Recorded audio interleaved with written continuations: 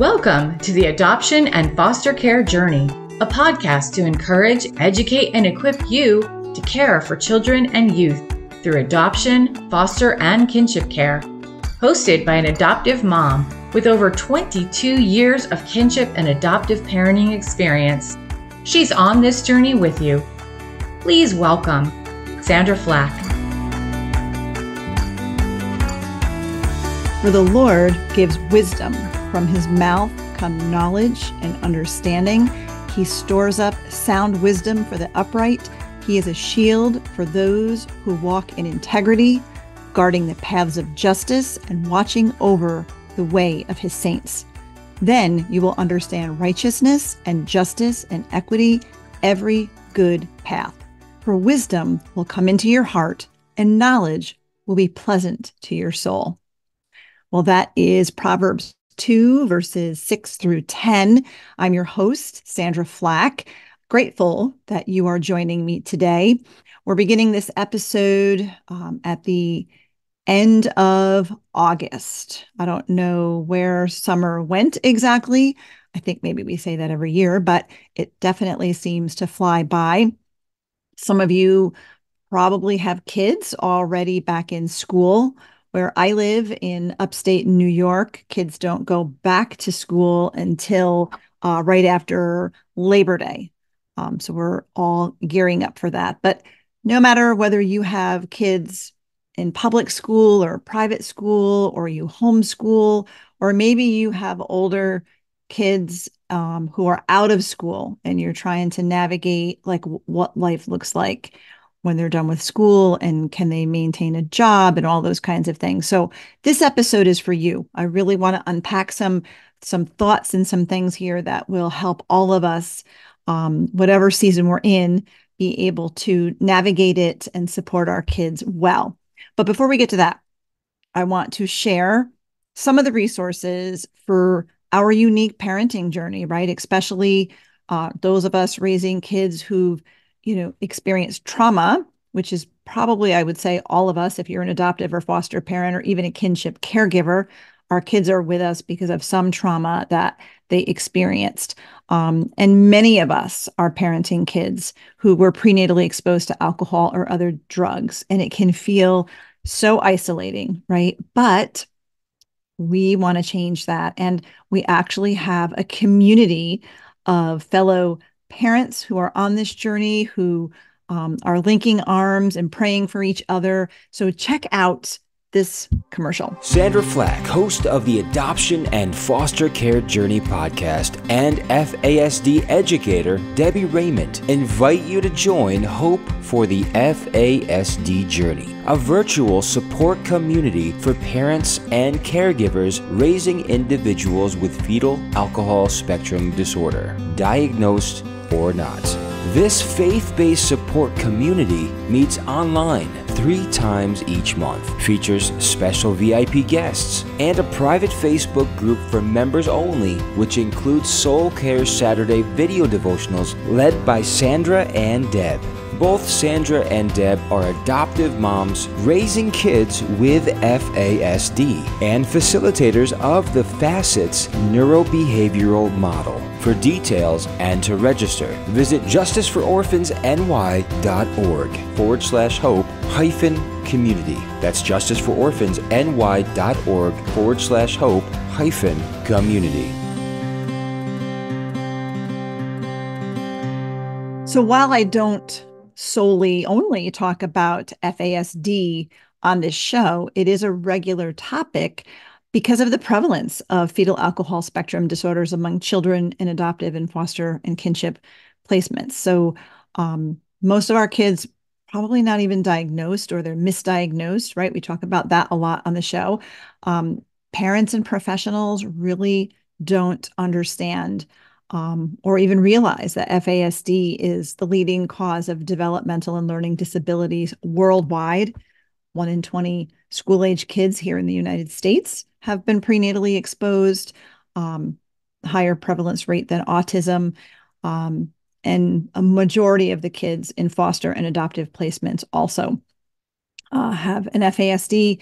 So many families are struggling, and as a mom, I have a soon to be 19-year-old and a kiddo who just turned 21. I'm still trying to wrap my brain around that. But both of my young adult sons were diagnosed with fetal alcohol syndrome when they were 6 and 8 years old, respectively. And I spent years trying to figure out what was going on. We became trauma informed, used all the connective parenting, strategies, which worked, and I fully endorse. But there came a time when we recognized it's not enough. We're not equipped enough. We're missing something. We need more. And in the early days when I went online and searched fetal alcohol syndrome, it was dark and hopeless outcomes for our kids. But now the tide is turning and there is more hope. And we are part of wanting to bring that hope to families. So in addition to that vital support community that we offer, I also offer one-on-one parent coaching for parents who are caring for kids with FASD, whether they're diagnosed or not. A lot of the members in our support group, their kids that are having a hard time getting them diagnosed. And so it doesn't matter if there's a diagnosis or not, if you just suspect it. That's enough. You're part of our team if you're dealing with all of those behavioral symptoms that we all deal with every day. So we have coaching, I have online and in-person training and workshops. In fact, coming up in September, I have 2 intro to FASD online workshops to choose from. I try to offer these once a month. Usually I just do one a month, but in September, I'm offering 2 of them. And the first one is Wednesday, September 11th at 1 p.m. Eastern time. And then the other is Thursday, September 25th at 7 p.m. Eastern time. So depending on your schedule, if an afternoon is better for you or an evening is better for you or anyone this is a great workshop for because it's free and it's only an hour. It's great for not only caregivers who are just learning about FASD, but anybody else in your child's life who should know about FASD, who has anything to do with your kiddo, whether it be a babysitter or grandparents, older adult children, siblings, the Sunday school teacher, youth group leader, pastor, even if it's a counselor or special education teacher, any volunteer, maybe your kid is older and is about to get a job, and maybe the employer would benefit from understanding FASD. So it's 1 hour, it's free. So I highly recommend it unpacks it and gives the attendee enough to walk away with to begin to really understand this better and be able to support the individual, the child or the young adult with an FASD. So we have those 2 coming up, and coming up in October, I'm offering a deep dive into FASD. Using the facets neurobehavioral model, which is a brain-based approach. We unpack, the symptoms of FASD and how to accommodate and understand how we can better support individuals. So the deep dive is offered in 6 3-hour sessions. So once a week for 6 weeks, beginning on October. Let me see the date. We moved it to Wednesday, October 2nd at noon Eastern time. We're trying it a little bit different. We're offering it in the daytime instead of late at night. And it's previously it was on our website for a different day of the week, and we edited that. So if you looked at it not too long ago and you said, well, Thursdays aren't going to work for me, we changed it. It is now Wednesday. So 6 Wednesdays in a row, beginning October 2nd. It's a deep dive into FASD. We use the facets neurobehavioral model. We offer certificates of completion for everybody who attends. So if you're a foster parent needing foster parent training credits, it counts towards that, 18 hours of credit. And also we do offer CEUs for social workers licensed in New York State. So opportunities there to register for the workshops, the parent coaching, the support group. You go to our ministry website, justicefororphansny.org, click on the training tab at the top of the page, and there'll be a drop down and it'll say FASD. It'll also say registration, and you can register for the trainings by just clicking registration. To get to the other things like the coaching and the workshops, you want to click FASD, and it'll give you all of those things. It'll take you to a page where all of those things live. So all of that. And then I do want to share that if you are not already a follower of my personal website, sandraflach.com, I just completed a blog post series on the symptoms of FASD, the primary symptoms. And I devoted one blog post to each symptom. Sorry about that. And those are great to really be able to understand, what this looks like and how it works and what you can do and how you can better support your kiddo. So I hope you check that out. Of course, please subscribe to this podcast. Leave a review if you listen on Apple. And we are also on YouTube. So if you go to the Justice for Orphans channel on YouTube, all of our podcasts are available now in the video form. So you can check that out too. And tell your fellow adoptive and parenting friends about this podcast so that they can listen and be encouraged and equipped too. So now on to our topic today, which is sort of back to school or going to work, depending on what season you are in with your kiddos. You might be dancing a jig right now because your kids are in school while you're listening to this and you need a much well-deserved break, right? Or maybe you cringe every time the phone rings because it could be the school again, right? Because your kiddo is in trouble again. Or maybe you're homeschooling, right? And, one of your kiddos or all of your kiddos, and you're feeling overwhelmed trying to get them to sit still and pay attention and focus and finish. Boy, I remember that. I know exactly how you feel because I have been all of those moms. We actually started our homeschooling journey back in 2000, my goodness, with our 3 biological kids. They were young.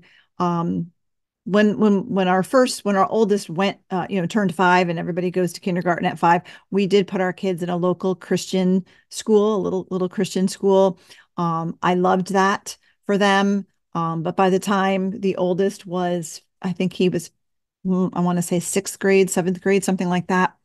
The school was small, it closed, and we had to figure out what to do next. And we prayerfully sought the Lord on, what do we do? Do we find a different Christian school? Do we public school? I don't want to even ask about homeschooling because that was not on my list at all. But, the Lord in his sense of humor led us to homeschool, which I embraced when I felt like this was the Lord.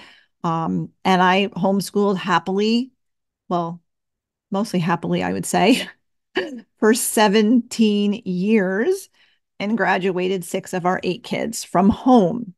But, education is not one size fits all. Every one of our kids are different. They learn differently. Everybody's brain works differently. And our youngest 2, I think they were 12 and 14. The 2 that are diagnosed with fetal alcohol syndrome, it was just becoming increasingly difficult for me to meet all of their needs. And then with running them to, all of the therapies, we weren't home long enough, it seemed, for us to get a whole lot of actual schoolwork done. So again, very prayerfully, we felt led to put them in school, trying to think of what year they both went to school. Maybe I think they were 12 and 14. I think I said that. When they actually went into public school. Our public school system had a decent special education program, and they fared pretty well there at first, until 2020. And part of it was COVID, of course, because our youngest son, who was in 7th grade when COVID, hit the country, so to speak, and school abruptly closed, he did not do well at all in that situation. It really triggered trauma. He was back in survival mode.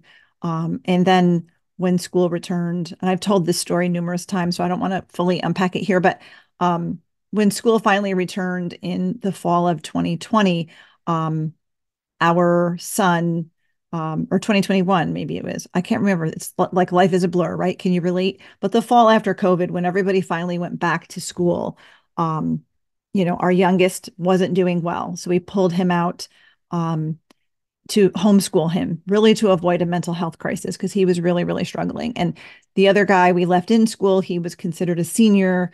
But we did have to pivot before the end of the year to a more hybrid model because he had been in a vocational training program, which he thrived in the actual work of that program, but socially he began to really struggle and get into trouble, which he'd never been into before, actually.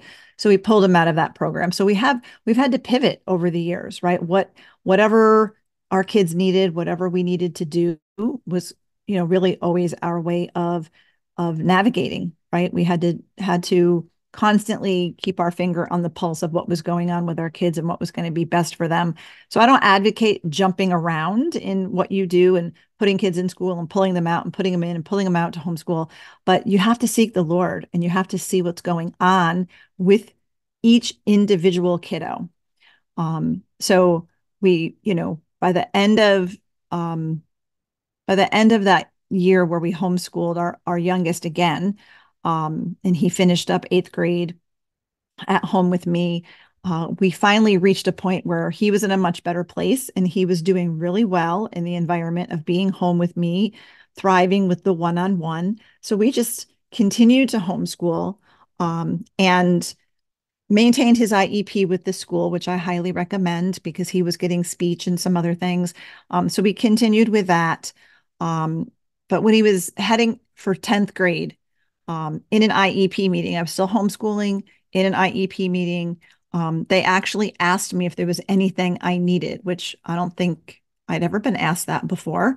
And I just kind of shook it off and said, I definitely could use help with life skills because, when mom wants you to wash the dishes, it's, a terrible thing. It's not life skills to them, it's torture, right? Mom's being mean. So it's a little bit difficult. So they actually offered for my son to be able to come into school at that point for 10th grade, 1 day a week on a Friday with the special ed class to work on skills. So we took them up on that offer. And I do want to note here, these kinds of things vary by state, and I would even say by school district, because I think maybe if I was even in any other school district in my state, that offer would not have been on the table. They wouldn't have presented that to me. But I spent years, even in my years of homeschooling, where, none of, I have 8 kids, 6 of them never set foot in a public school. We homeschooled, except for a few years they were in Christian school. But other than that, it was all homeschooling. And I worked to have a good relationship with our school district. I hand delivered. In New York State, we have a lot of regulations around homeschooling, and there's a lot of reporting you have to do quarterly and whatnot. And I did my reports faithfully. And my goal was to stay above board, and I hand delivered to the superintendent's office my reports, chatted up nicely with the secretary. And I just, built this positive relationship. And as my son needed services, the IEP services, well, both of them did, I just always respectfully, went in there and just was intentional about building a positive relationship. And I think because of that, they welcomed, the opportunity to help serve my boys, and especially now, when Slava was in 10th grade, being able to go in 1 day a week. So this past school year, which was considered 11th grade for him, we did a little bit more. I wanted him to have a little bit more, and starting to introduce job skills. And I had heard about a program that he could possibly get into, which actually that did not formulate. But throughout the year, we started having him go in for a few hours each day, to be able to have more life skills, job skills, social skills. And it was going pretty well. Very few hiccups, not that it was without hiccups, but very few. But it was going so well where we felt like, if he was in full time, he would be eligible for that vocational program for his senior year. And we wanted him to have that. But they actually didn't feel like he was ready for that kind of a program. And one of the reasons was he was starting to have more difficulty navigating the school day, even just being there part of the day. And then when we put him in April, and if you a regular follower, you know this whole story, he was in for 2 whole weeks. It was disastrous. Every day I got a call, and it was so frustrating. And he ended the school year. We ended up after 2 weeks, pulled him back to just a couple hours a day, which he didn't even want to do. And by the end of the school year, he announced he was never going back. So we ended the year like not even knowing what, the next school year would be. Um, so we just, struggled, and we weren't really sure what we wanted to do. Um, and just have been praying about it. Uh, like I said, if you're a regular listener, I don't want to unpack it all, but trying to figure out what is the best fit for our son. But being in school, he struggles with a lot of sensory overload, crowded, loud places. He's not successful in, does not do well in those kinds of environments. Doesn't really do well with his own peer group, especially neurotypical peers. Needs a lot of one-on-one support to navigate these things, and just was overwhelmed and, not happy, not thriving in that environment. So we've been reveling in the summer being out of school. He did, declare at the end of the school year, he was never going back again. But we, wanted him to have that sense of finishing something. Um, but I wasn't sure what that something was going to be. And we weren't really looking ahead to September a whole lot positively. But I'd been praying at least a little bit about, what were we going to do? What was going to be the best fit for him? So the answer actually came in a very unexpected way. Just, a little over 3 weeks ago, I would have to say. Now time flies. We're almost like at a month in. He actually got himself a little job at a little restaurant just a mile down the road from our camp. And again, if you listen to this podcast regularly, sometimes I record from the Adirondack Mountains here in upstate New York. We have a little camp up there. And it's only 3 hours from our house, and it's a year-round place. And we just go, we love to go there. And Slava actually thrives in that environment. I think because it's quieter, it's slower paced. There's less people. The people that we do mostly interact with are adults. My husband, my age, and my husband's and older. It's in the nature, mountains and lakes and trees. It just, every success he's had really the past few years have been there. So we're drawn there because life is easier for all of us when we're there. So this little restaurant down the road, for the past few years, we've, every time we go to camp, we usually go there at least once. It's kind of frequented by locals, and it's small and quaint and good food. And Slava's somewhat of a celebrity when we walk in. Everybody just loves him. He's got a precious personality.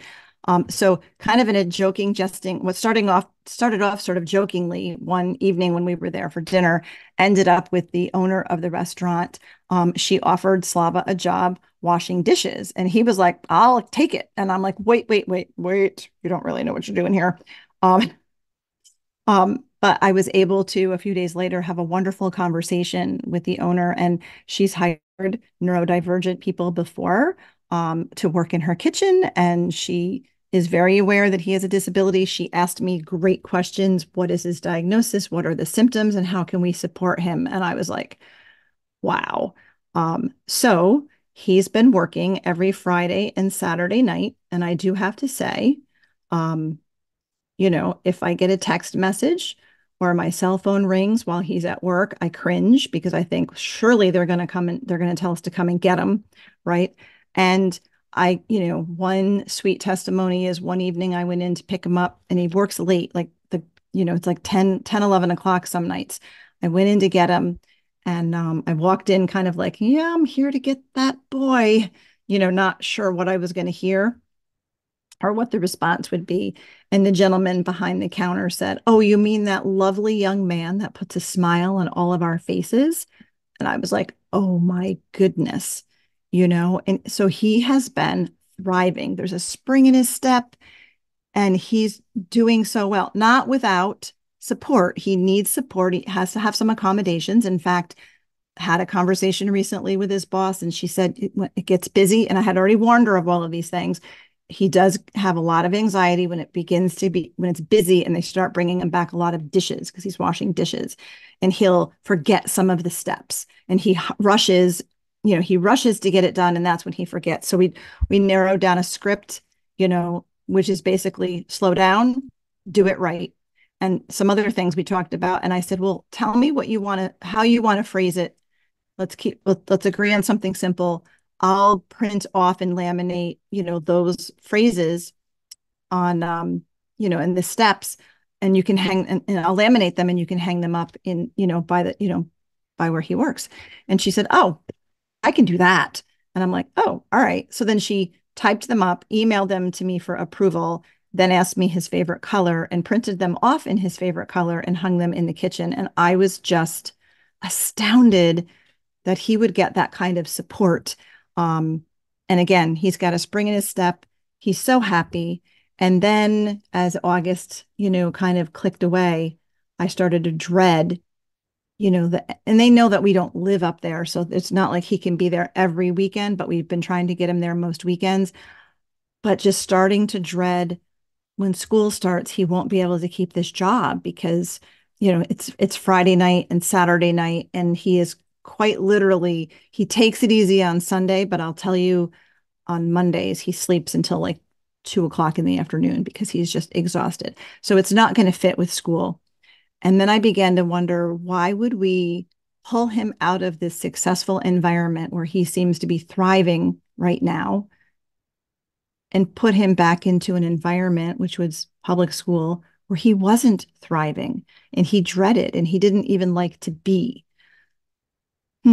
So that was, the big question and the big prayer request.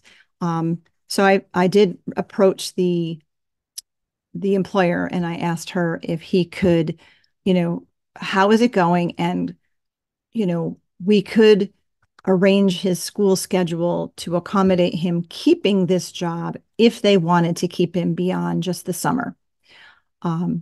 And much to my, joy and relief, his employer said, we would love to have him continue working here.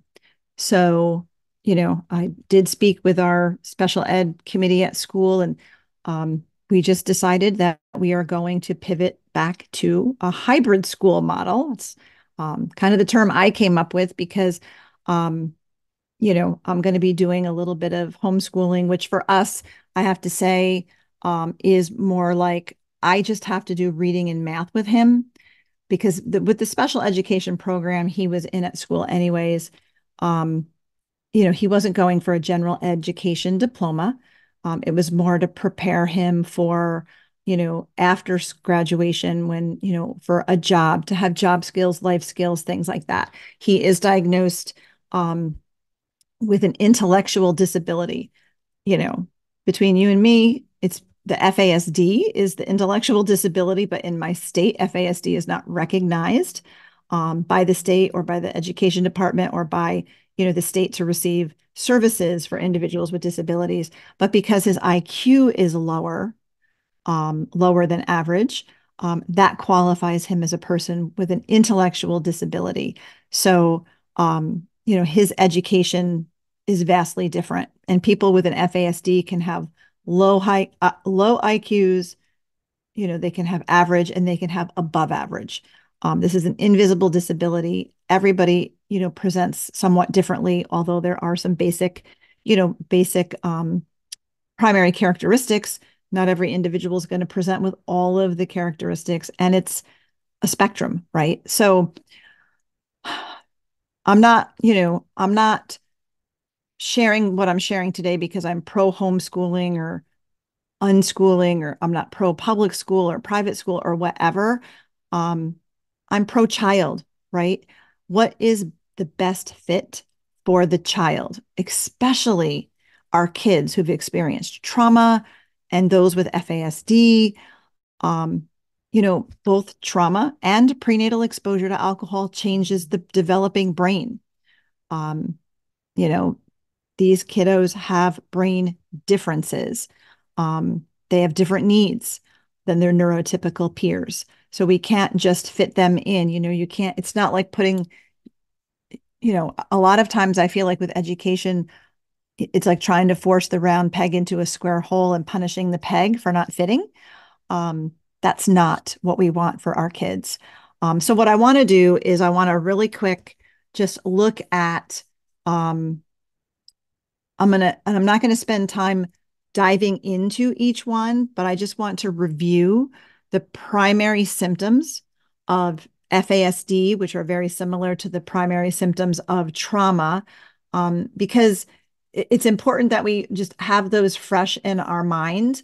And then I'm gonna go a little bit farther with the rest of it. But and I've written a blog post for each one of these. So if you want to in depth read about it, study it. I've also done a series of podcast episodes, one per symptom. So you can go back. A lot of them were from late 2022 through 2023. So you have to kind of scroll, but they're labeled as, primary symptoms of FASD. So dysmaturity, that's when our kiddos are cognitively, developmentally younger than their biological age. Sensory processing challenges, nutrition problems, language and communication challenges and deficits, slower processing pace, learning and memory problems, especially short-term memory, abstract thinking is a challenge for them. They're actually very much concrete thinkers. They have a hard time with abstract concepts like money and time. Executive functioning is another one, that part of the brain that we're the prefrontal cortex, we call executive function the boss of the brain, right? It's the decision-making part of the brain. It's responsible for controlling impulses. So people with trauma and people with FASD have a hard time controlling their impulses. Short-term memory problems, poor attention span, difficulty with self-regulating emotions, challenges with being organized, planning, goal setting, generalizing, cause and effect. All of these kinds of things become challenges for our kiddos. And we need to keep that in mind, because when you understand the symptoms of FASD, so what I just read off are the primary symptoms of FASD, those primary symptoms, keeping those in mind, they're also very similar to the signs or symptoms of a child who's experienced trauma, either in the womb or childhood trauma. They can present very similarly as FASD, and most of our kids likely have both. I shouldn't say most of our kids. Every one of our kids have experienced trauma. I said that at the top of the episode. If they're in an adoptive placement or a kinship care situation or foster care, they've experienced some type of loss or trauma that got them to your house, right? And a high percentage of kids in that environment, in that system, have been prenatally exposed. Most are not diagnosed. The symptoms for FASD as well as for trauma are behavioral. So we call FASD an invisible disability because you can't necessarily tell somebody has it by looking at them, and they can even have a high or average IQ, which puts them more at risk for not getting the support and the help that they need, and for being misunderstood as behavioral issues, and not understood as a brain-based condition. But taking into consideration those primary symptoms that I just read off, and I know I went through them fast, but I feel like I talk about them a lot on this podcast, and you can really unpack them by reading my blog post at sandraflach.com. But now let's think about this. For a kiddo, any age kiddo, and any kiddo, not even just our kiddos, with the average student, for them to be successful in school, or for them to be in school, what does anybody's brain have to do to function in a classroom, right? Let's think about that. What does anybody's brain have to do to function in a classroom? Well, to go over some of those things. I'll just read them off. You can kind of guess them yourself, but I'll read them off to you.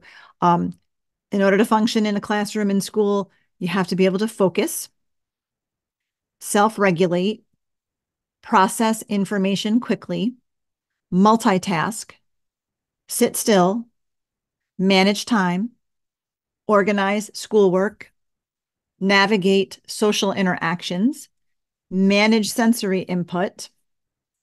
Let's see, where's my other list? Navigate transitions going from one task to the next, remember, right? Control impulses, use language in communication, make decisions, predict outcomes, generalize information. So and I'm sure there's even more. That's not an exhaustive list. But what I want to point out is every one of those brain tasks that I just listed to be able to function in a school setting, every one of them is difficult for a person with an FASD and even a kiddo with trauma, right? A lot of them rely on good executive function, which our kids don't usually have, and other things. So it's, if you think about the primary symptoms and you list the primary symptoms, and then you think about the things kids need to be able to do in school, they don't mesh, right? Our kids are going to need some accommodations and supports in order to be successful in school. And that's what I want to look at. Like, what do our kids need in order to be successful in school? So that's what I kind of want to look at now, because all of our kids are in some form of school right now, or even if they're seeking a job or they're in some type of a job or a program, these accommodations will help them, whatever setting that we're trying to figure out for them, right? So the first thing I always like to talk about is developmental age, because dysmaturity is a symptom. A lot of, kiddos with NFASD are much younger developmentally, emotionally, socially, cognitively than their biological, birthday age. So if you have a 12-year-old, you might recognize that they play with younger kids, or they prefer to play with younger children. Maybe they, are drawn to more younger TV shows and activities and things like that. Sometimes we say it's half their age, like if they're 12, it's like they're 6, developmentally. It's not an exact scientific formula or anything. Usually we have to sort of know our kid, observe, and make our best guess at where they're at. But you have to consider their developmental age, because if you have, a 5 or 6-year-old biologically, and you send them off to kindergarten, but because of prenatal exposure and or trauma, they're really more like a 2 or 3-year-old, and you're getting called every day because they're not paying attention, they're not sitting still, they're not staying in their seat. There's a lot of meltdowns, a lot of issues. Well, maybe by considering their developmental age, we don't expect a 2 or 3-year-old to be able to sit in a first grade classroom or even a kindergarten classroom and do the things that neurotypical 5 and 6-year-olds can do, because in this instance, this child is not 5 or 6 years old. They're 2 or 3, right? So is kindergarten or first grade even a reasonable expectation for them? Because it's not that they're being difficult. It's not that they won't behave. They can't. They can't do it yet. All right. So always consider developmental age, whether they're, 5 or 15 or whatever, because that's always going to come into play if you're noticing dysmaturity is one of their primary symptoms. Always consider their specific symptoms of FASD. Not every individual will present with every one of the symptoms that I read off, but figure out the symptoms that your individual kiddo presents with. Know what they are, because those are the symptoms that you're going to have to support, just like if it's their developmental age. If they have a slower processing pace, then they're going to need some accommodations. We're going to kind of get into depth what more specific accommodations can look like. But for example, if it's a slower processing pace, they're going to need, maybe if they're older kids, they're going to need classroom notes provided to them rather than expecting them to take notes themselves. They're going to need fewer words, one-step directions, slower, speak to them without a barrage of words, like less words, a little bit more slowly, and then give them time to answer. And maybe really if they struggle with sensory processing in a big way, maybe the teacher should not call on the student in the classroom to give an answer, because that's just going to put them in a position where they're really going to struggle, right? And struggle in front of their peers. And it's not going to be helpful, and they're not going to be learning the material. And that's what they're supposed to be doing in school, right? Learning material, learning. Focus on their strengths and their learning style, right? So if you have a kiddo who is a hands-on learner, expecting them to sit in a class and listen to a lecture, not going to work, right? If they thrive with, mechanical things, or they're artistic, allow them to pursue the interests that they have, talents and gifts and strengths in, because that will help them to thrive. Our kids are really good at, they struggle and they know what they're not good at. And for their self-esteem and for some encouragement, they are really going to need to, have the opportunity to thrive with their strengths and figure out their learning style. Again, if it's hands-on, if they're a visual learner, they aren't going to learn best by listening to a lecture or, sitting and listening to a teacher. They are going to need, some visuals, that kind of thing. So you can research out learning styles. There's lots of information about that on the internet. There's books and articles and things like that. But figure out what their learning style is. And this kiddo will thrive and do best if you can build on his or her strengths and make sure that they are being taught according to their learning style. I mentioned providing classroom notes, giving one-step directions, using less words. I can't tell you how many times my son came home from school this past year and he would say things like, "The teacher talks too much."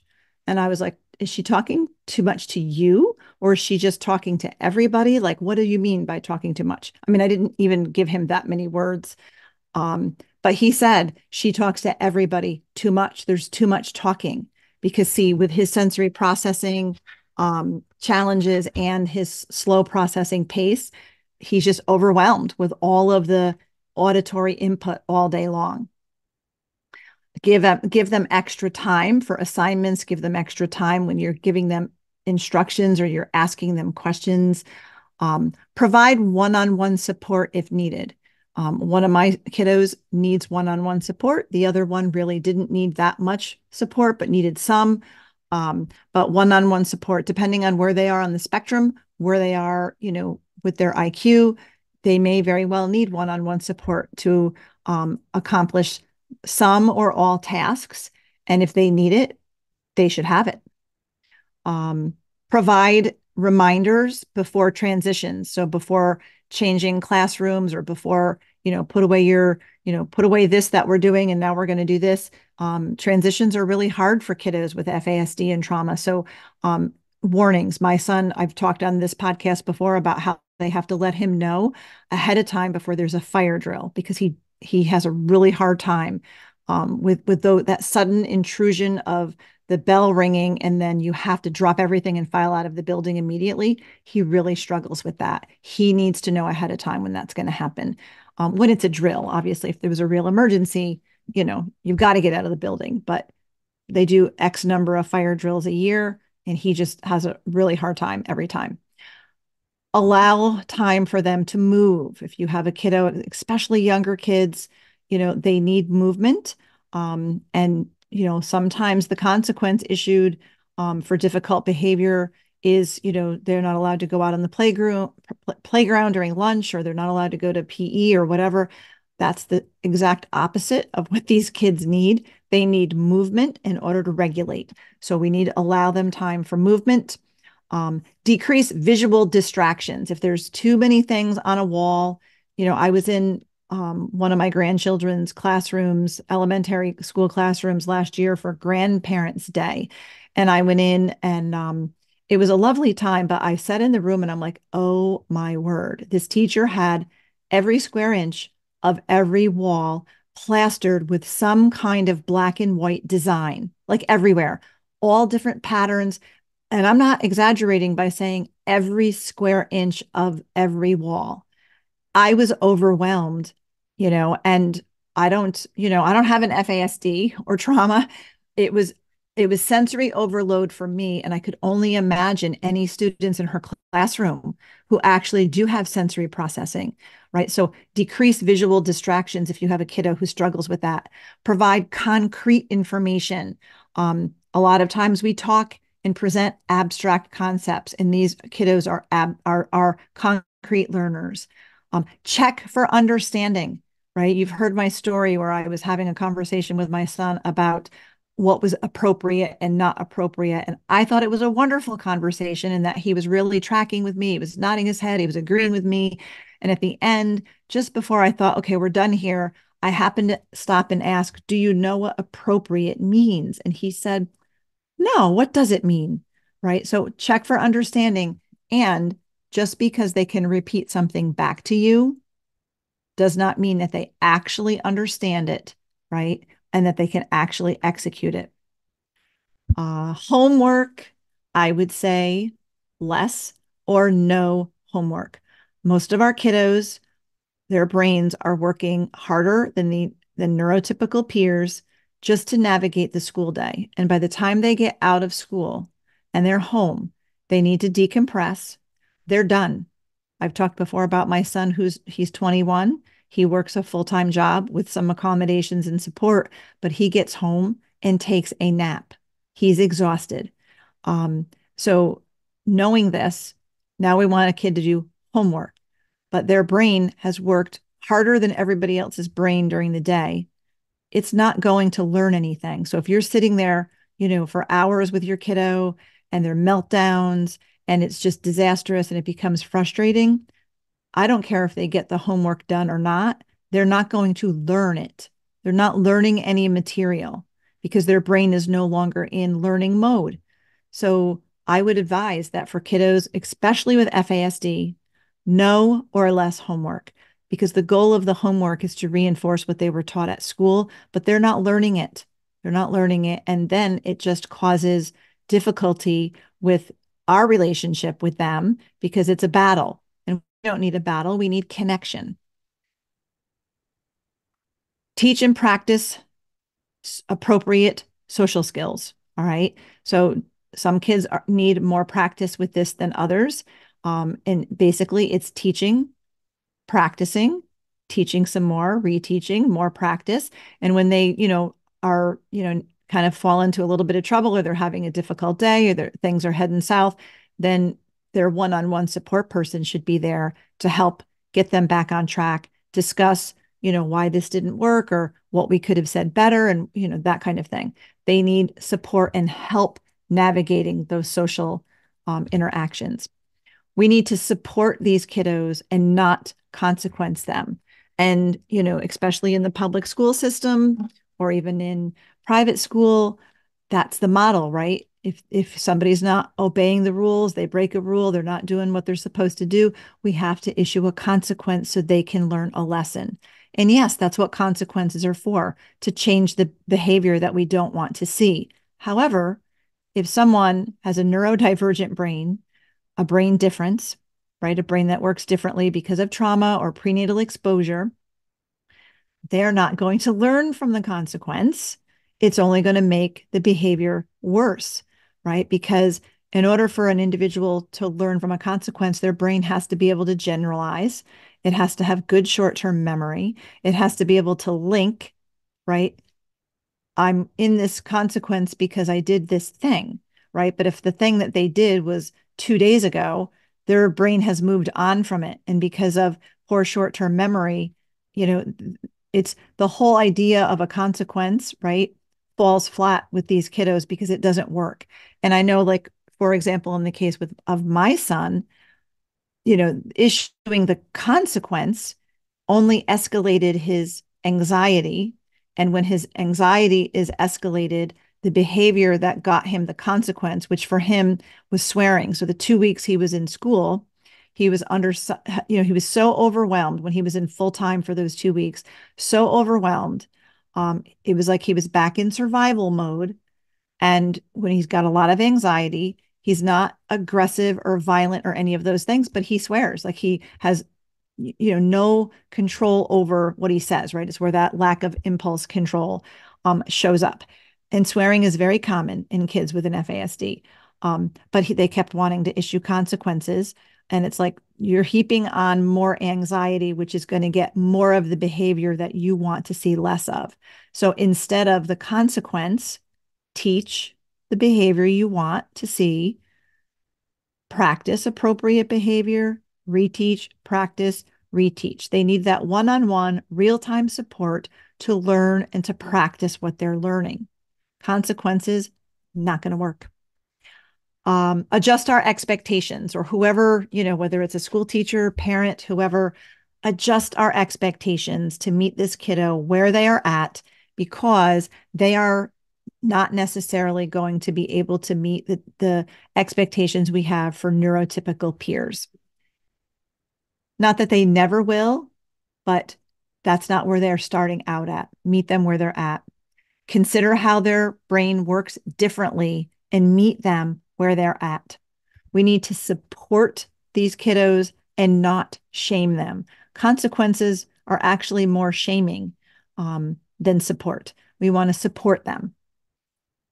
By calling them lazy, or you're not trying hard enough, or you're not applying yourself, or you'll never graduate, or, all of the lectury things that we like to do, which don't work, because if they have slower processing pace, they're not catching all of the lecture anyway, and it's really shaming them. We want to support them.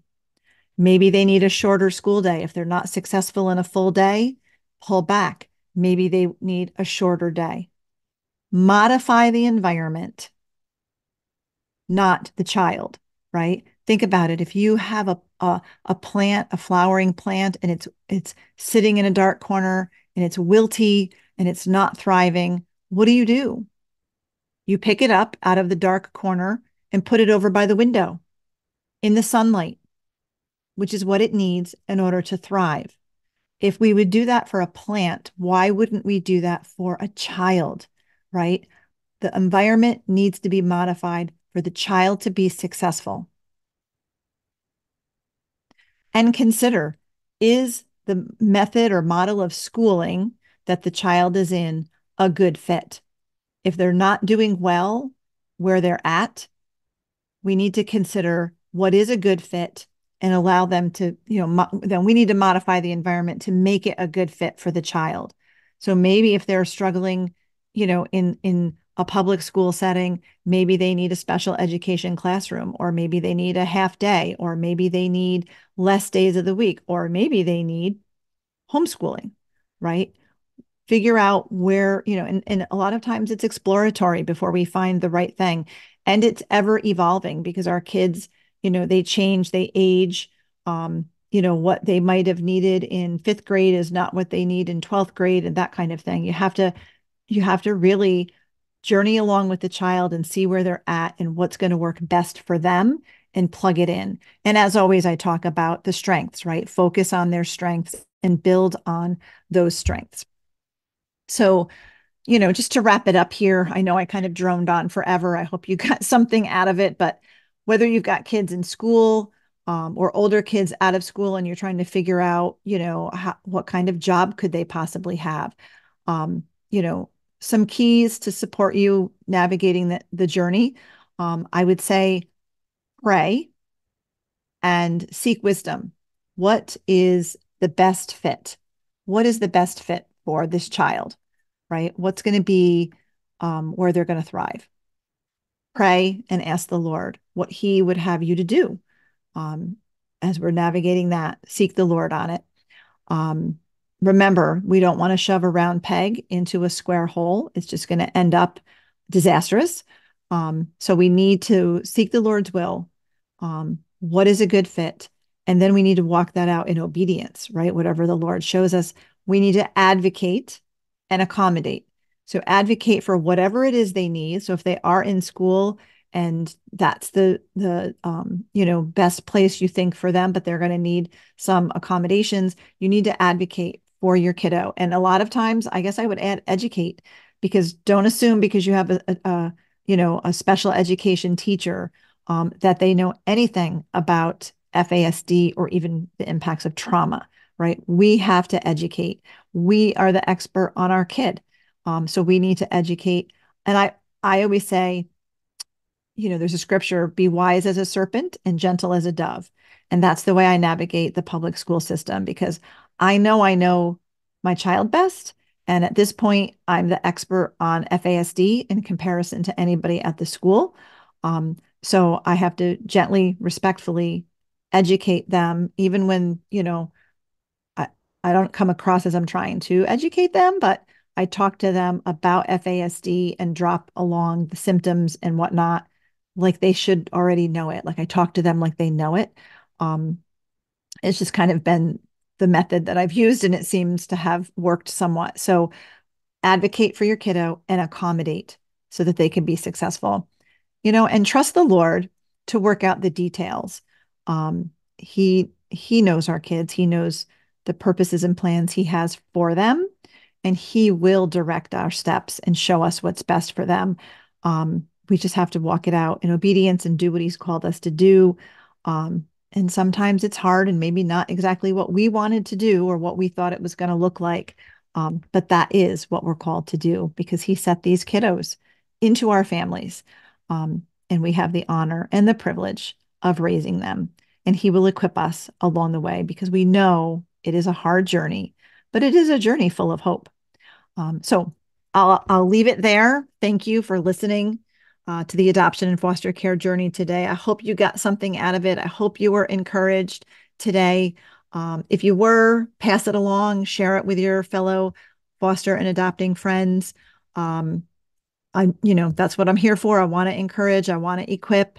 And as a mom of 2 young adults with fetal alcohol syndrome, I'm passionate about equipping you and providing the resources I wish I had in the early days of my parenting journey, resources that I don't want to be without today. And I want you to have them too, such as this podcast that you're listening to, the FASD parent coaching and training and workshops, and of course, the Hope for the FASD Journey online support group. I hope that you will go to the website, justicefororphansny.org, click on FASD and check out all of those resources. And I hope that you'll connect with me on those. Link to our website in the show notes. Be sure to follow us on Facebook and Instagram at Justice for Orphans. I'm on both platforms myself at Sandra Flach, and of course our YouTube channel as well. So thank you so much. I'm grateful that you spent your valuable time with me today, and I'm thrilled to have you along for the journey. Thank you for listening to this episode of the Adoption and Foster Care Journey podcast, brought to you by Justice for Orphans. We hope you were encouraged today. Please be sure to subscribe to this podcast and leave a review, and share it with your fellow foster and adoptive parent friends so they can be encouraged too. Be sure to find and follow us on Facebook and Instagram at Justice for Orphans, and check out our website for vital resources at justicefororphansny.org.